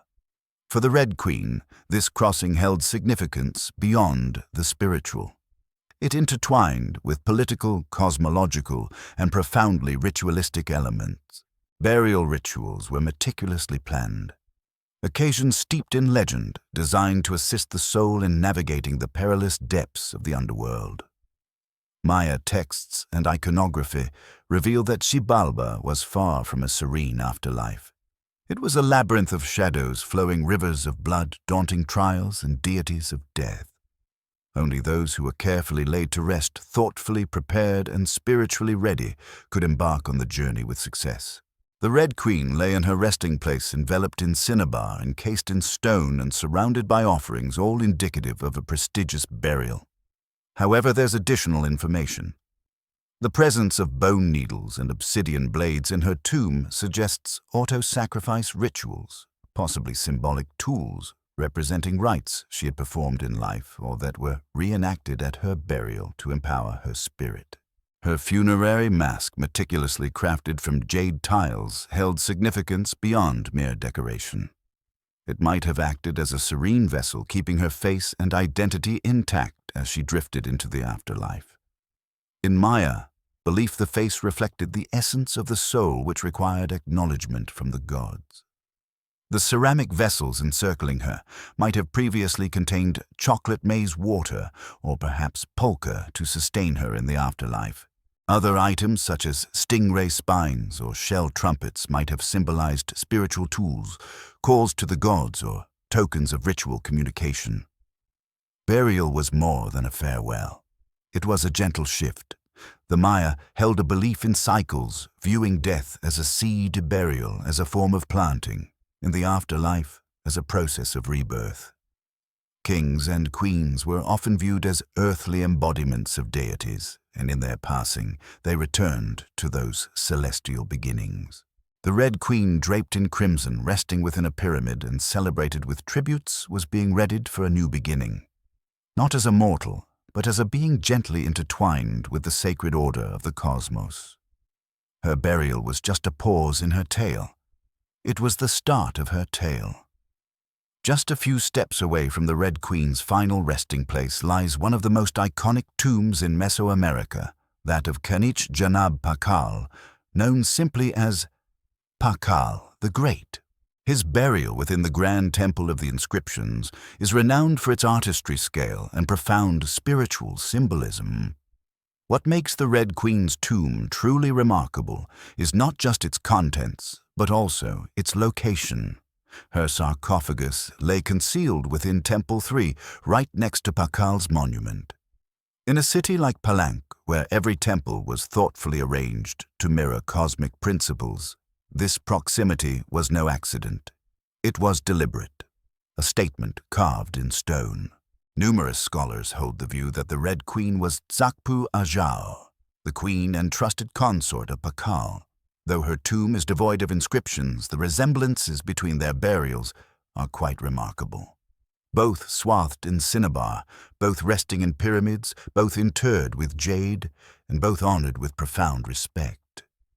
These rituals reflect one another like two parts of a holy story. Pakal's lid beautifully illustrates him descending into the underworld tree, a serene scene of death and renewal.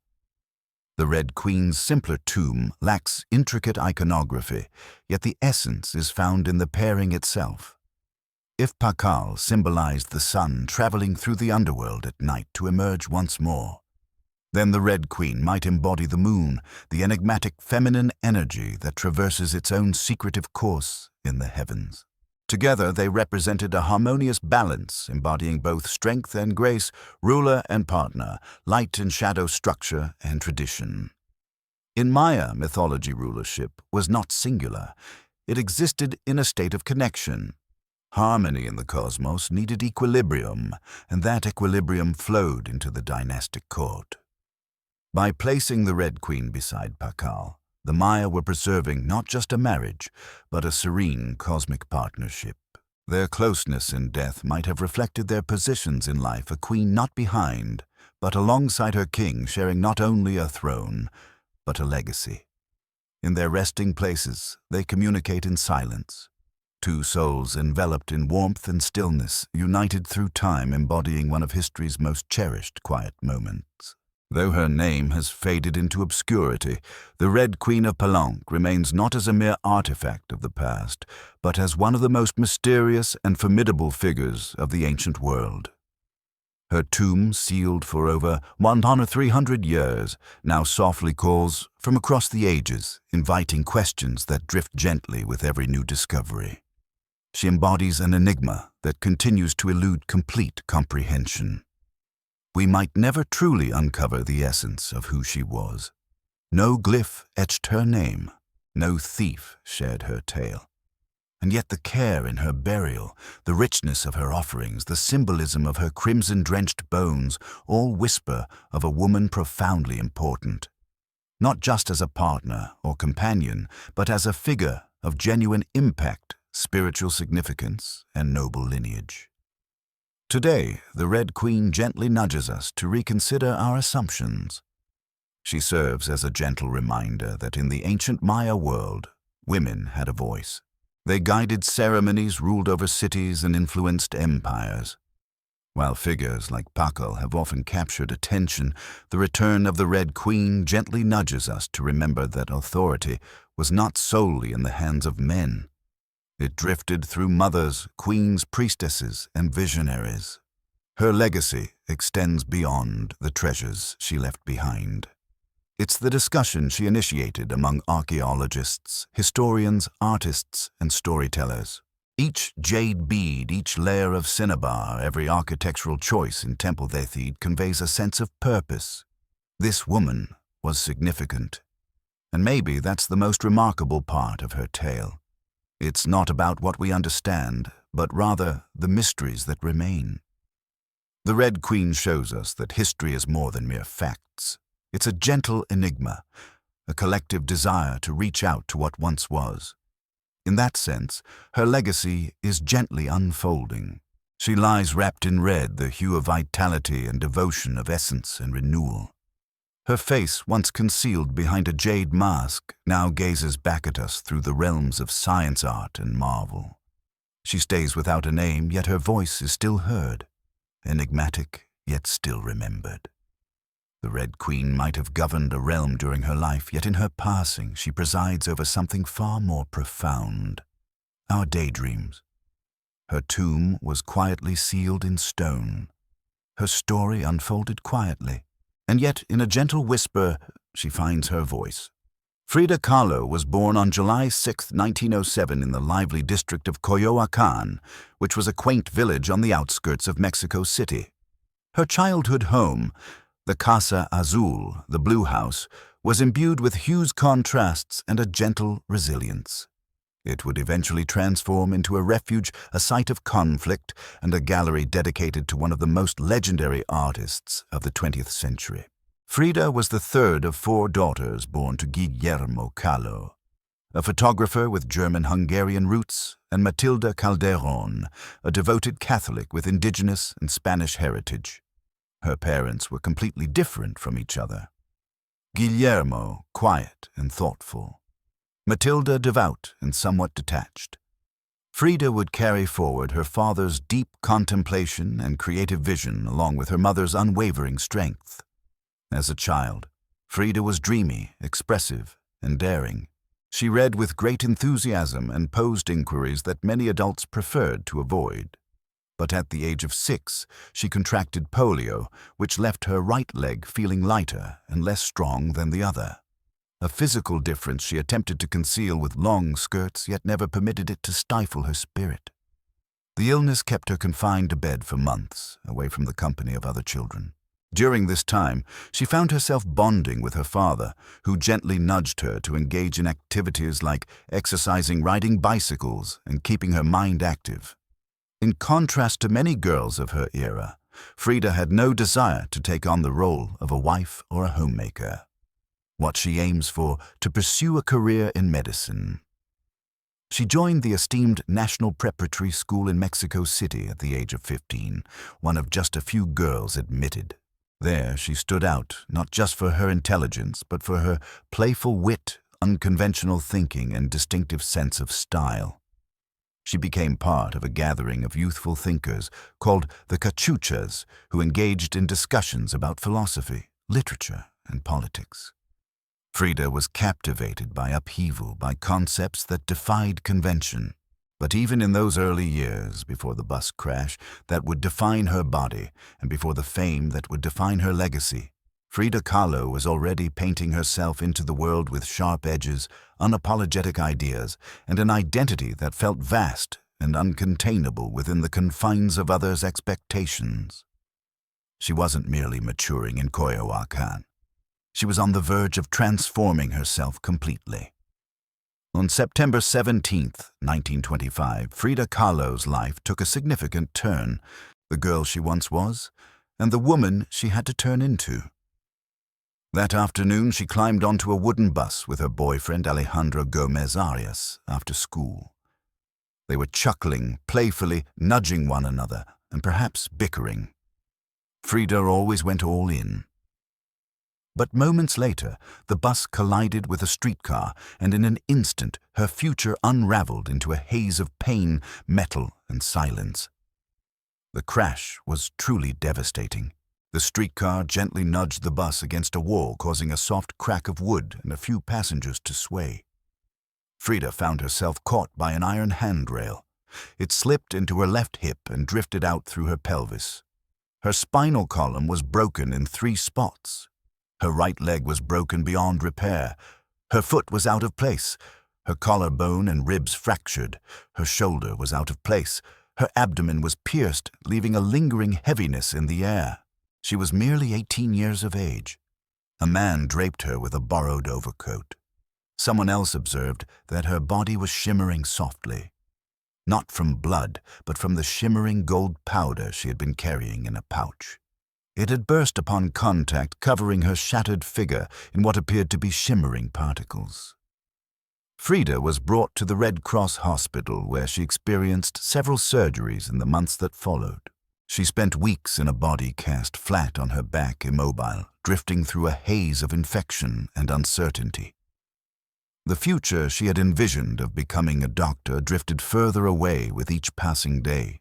But in that quiet, something began to awaken. Her father handed her some brushes. Her mother crafted a unique easel to suspend gently above her bed. A mirror was positioned on the canopy for her to catch a glimpse of herself. And there, lying in plaster and agony, Frida began to paint first out of a sense of drifting, then out of a deep fixation. Her first subjects were her own reflection as she found solace in the familiarity of herself. But what came forth wasn't self-importance. It was just getting by. The crash had shattered her physically, yet it had also unlocked a passage into her own thoughts, her own being, and ultimately into the dreamlike expression of suffering and self that would shape her artistry. The girl who wished to mend others now started to mend herself one gentle brushstroke at a time. As Frida Kahlo lay encased in plaster and steel, a body battling itself with every breath she began to paint. What began as a means of healing gradually transformed into a form of expression, one that was profoundly intimate, starkly truthful, and frequently challenging to confront. That was exactly the idea. Frida didn't create charming blooms or courteous scenery. She painted weariness, her discomfort, physical, emotional, and existential. Her initial focus was on self-portraits, not due to vanity, but because, as she famously expressed, "I create my own image since I frequently find myself in solitude, and because I am the subject I understand most intimately." Her early works were modest in size, crafted on tin or wood panels, influenced by Mexican retablos, devotional paintings intended to narrate tales of hardship and wonder. Frida reflected on this tradition within herself. Her body transformed into a serene canvas.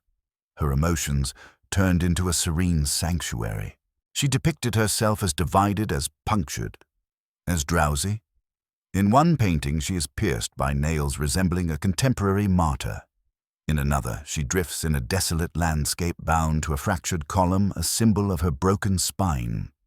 She painted herself in a state of sorrow, broken, headless, and exposed, but never inactive, ever so quietly observing. Her pain was raw and unfiltered. She expressed the harshness of trauma through beauty defiance and a touch of humor. Each piece was a gentle embrace of her body, her experience and her identity as a woman in a world that often tried to define her. But Frida was sharing her tale in a gentle, drifting manner. She was creating a unique visual story, merging elements of Mexican folk art, surrealism, medical illustration, and symbolism. Her paintings transformed into ethereal explorations of her essence, enveloped in hues, heritage, and legend. By the time she regained enough strength to walk again, though it was with discomfort, Frida was no longer the girl who had dreamed of becoming a doctor. She was an artist, and her art was a gentle whisper of creativity, unlike anything anyone had seen. She transformed the most challenging experience of her life into a wellspring of creativity.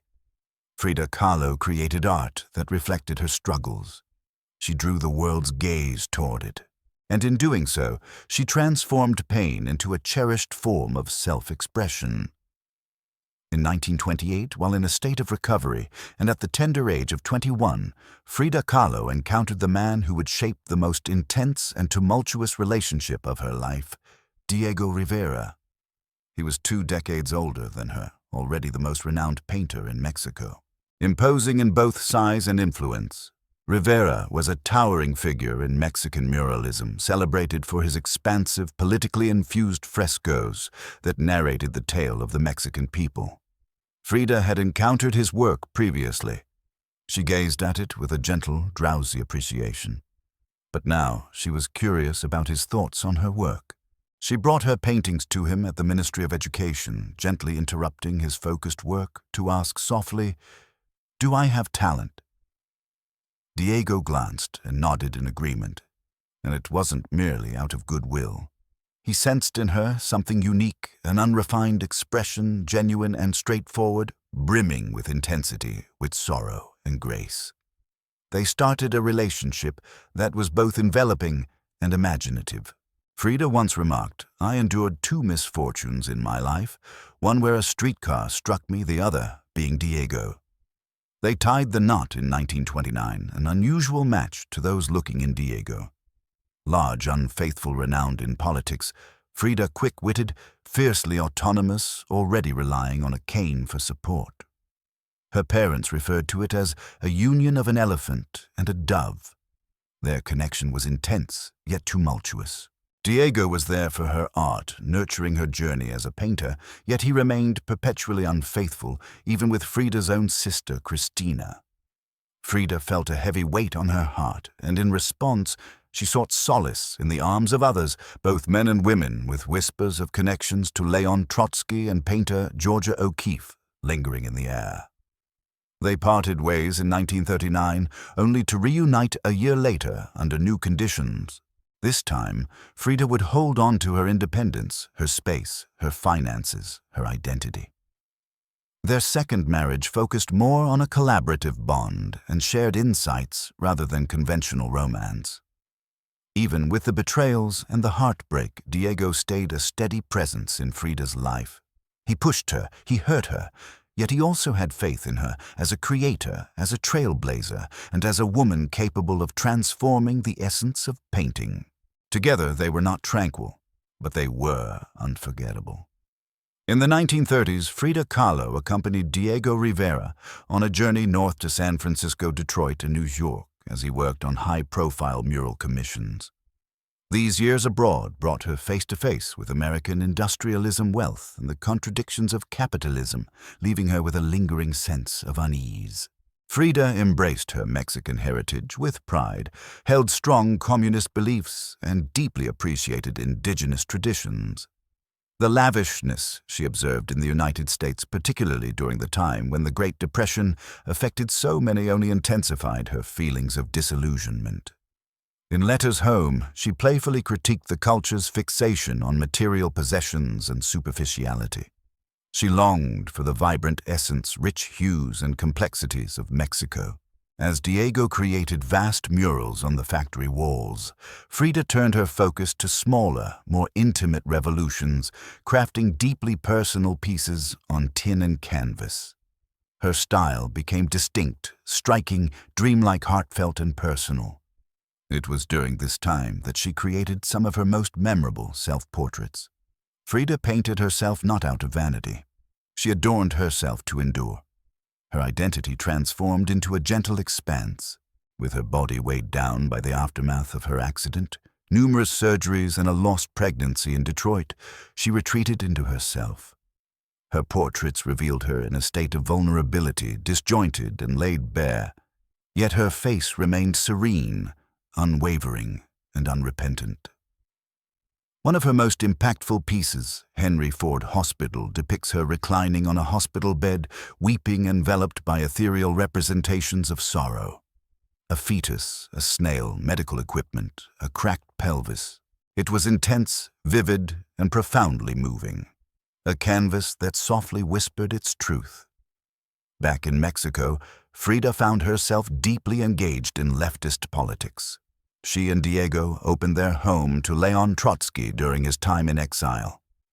Frida donned Tijuana dresses, beautiful traditional indigenous garments, not merely as a trend, but as a reflection of deeper societal values and beliefs. Her art always felt intertwined with her beliefs. Her identity, her body, and her ideology all wove together in her work.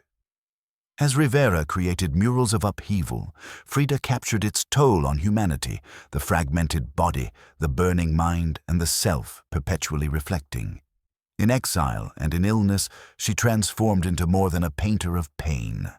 She became a painter of resilience. Upon her return to Mexico in the late 1930s, Frida Kahlo had transformed beyond being merely Diego Rivera's wife.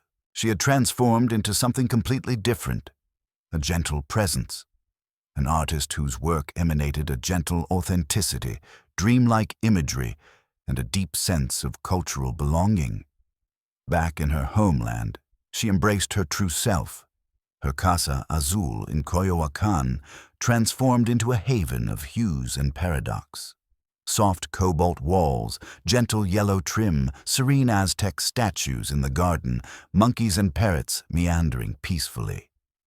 The house was a gentle extension of Frida's imagination. It was a mix of tradition and defiance, grace and groundedness. In this space, She enveloped herself with pre-Columbian artifacts, ex-votos folk art, and revolutionary books.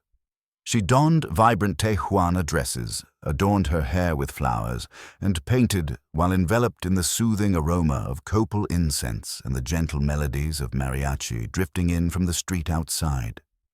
This time was filled with a surge of imagination. Her paintings grew increasingly detailed, laden with symbolism and infused with political themes. Works like the two Fridas unveiled a split identity, one adorned in European attire, with a heart that bleeds, while the other stands in indigenous garments, resilient and poised. It was Frida's visual autobiography, a gentle portrait of love loss and heritage. In 1939, she showcased her work in Paris, where artists such as Picasso, Breton, and Kandinsky admired her uniquely original style. But even among the dreamers, Frida stood apart.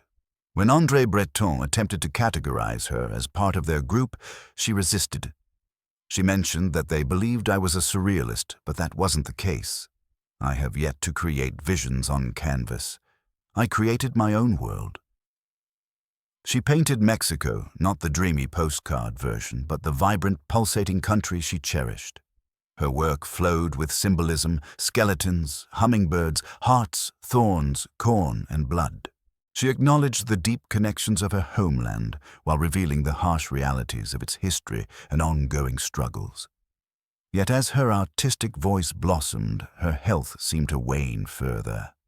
Endless procedures, persistent infections, and ongoing discomfort turned into everyday occurrences. Still, she painted through it, propped up in bed torso, bound in corsets, fingers gently wrapped around the brush. Frida had returned to Mexico not to unwind, but to reclaim her power through paint, through politics, and through her fearless embrace of the self. As the 1940s progressed, Frida Kahlo's body increasingly let her down. Her spine was gradually weakening. Her right leg was persistently plagued by infection. She experienced over 30 surgeries throughout her life, frequently in exhausting succession. At times, she found herself confined to her bed for months, wrapped in body casts or held still by traction devices that gently pulled her bones apart. Yet she continued to paint. Every canvas throughout these years turned into a soothing escape and a quiet defiance. Her works became heavier, more rebellious. She painted with a clarity that felt heavy, refusing to hide behind metaphor. In The Broken Column, she reveals a division within herself, her body punctured by nails, a fractured ionic column standing in for her spine. Yet her face is calm, her gaze steady. Pain for Frida had become more than just a topic of discussion. It was her companion, her foe, her inspiration. Her political voice seemed to drift and linger in the air. She became a member of the Mexican Communist Party, participated in protests, penned passionate letters, and denounced imperialism and injustice. When her health no longer permitted her to walk, she showed up at protests in a wheelchair, resolutely holding signs and chanting slogans.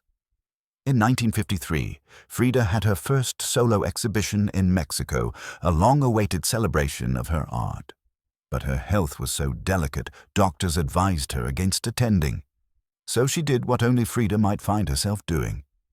She was brought in by ambulance, gently laid on a stretcher, and positioned in the middle of the gallery on her hospital bed. Dressed in traditional finery, surrounded by her own work, she welcomed guests with tequila laughter and a gentle warmth still flickering in her eyes. Her last artworks were simultaneously innocent and deeply unsettling. In Marxism, Will Give Health to the Sick, she depicted herself in a steel corset, gently held by the hands of Marx, discarding symbols of oppression.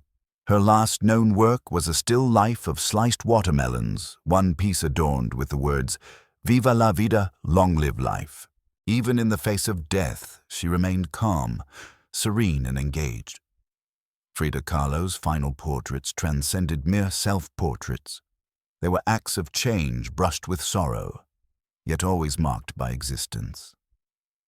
On July 13, 1954, at the age of 47, Frida Kahlo passed away in the same place she had been born, La Casa Azul in Coyoacán. The official cause was noted as a pulmonary embolism, yet those nearest to her murmured of something more profound. She had been ill, yes, but also weary from pain, from surgeries, from the prolonged struggle with her own body. Just days prior, she had been at a political protest opposing the CIA-led coup in Guatemala. Fragile and reliant on her wheelchair, she was determined to go her fist tightly clenched and lifted high. Revolution lingered as her last breath. Her last diary entry was short yet striking.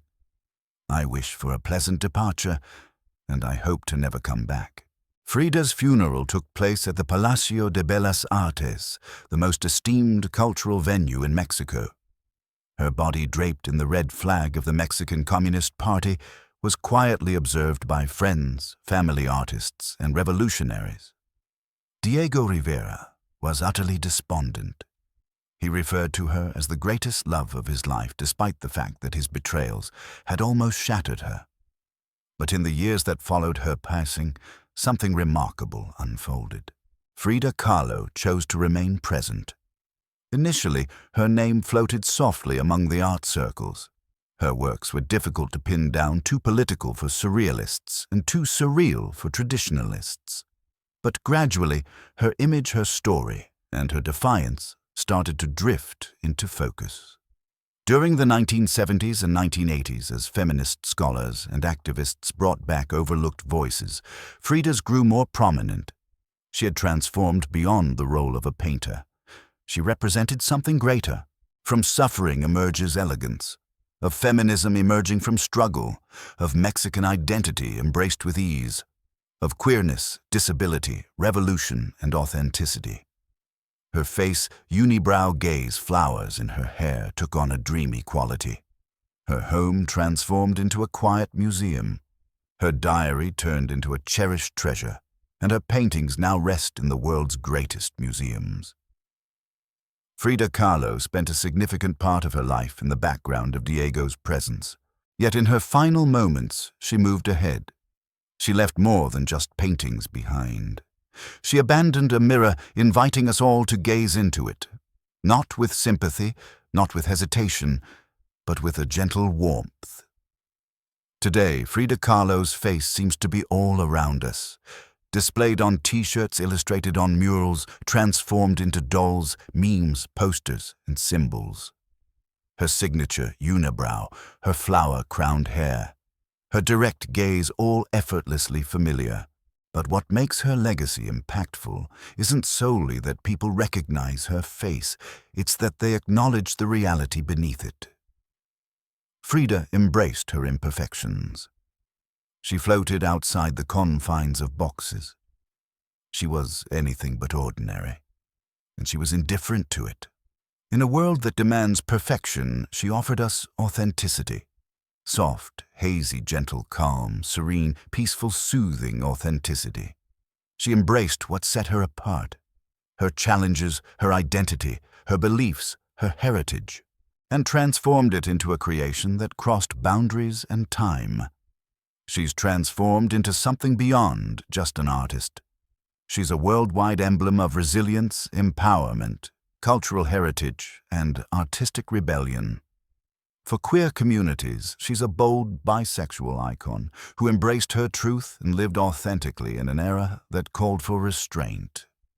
For women, she serves as a gentle reminder that strength doesn't need approval. For disabled artists, she's a reminder that struggle can inspire creativity, not hinder it. And for Mexico, she's a daughter returned. Gentle, mythical, and eternally woven into the fabric of the nation's spirit. Her paintings, once overlooked for being too unusual or too intimate, are now celebrated as some of the most esteemed in the world. Works like The Two Fridas, Self-Portrait with Thorn Necklace and Hummingbird and The Broken Column resonate profoundly with anyone who's experienced pain and sought to transform that pain into something meaningful. She existed in the shadows and transformed them into the spotlight. She welcomed the paradox. A revolutionary draped in gold, a heart once shattered, finding love anew, a fragmented body, housing an indomitable spirit. And through it all, she painted not just with color, but with a gentle resolve. Frida Kahlo never sought to become an emblem. She just shared her honest self, and in doing so, shared a truth for countless others who had never glimpsed their own essence in art before. Now when we gaze upon her face, we perceive bravery. We perceive hues. We notice a reluctance. We see Frida not absent, but everlasting,